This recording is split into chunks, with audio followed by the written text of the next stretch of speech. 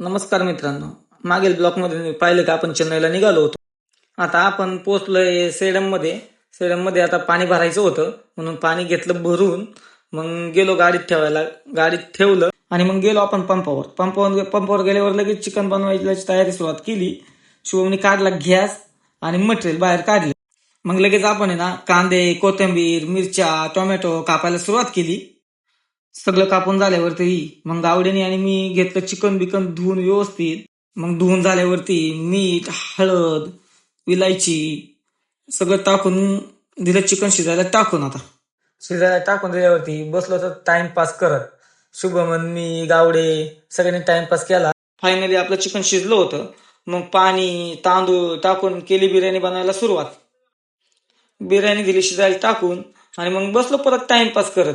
म्हणलं आता टाइमपास शिवाय काय मजा नाही, घेतले शेंगदाणे बस. फायनली आता आपली बिर्याणी झालेली मित्रांनो. आता आपण करणार बिर्याणी खायला सुरुवात. बघू आता कशी झाली बिर्याणी आपली.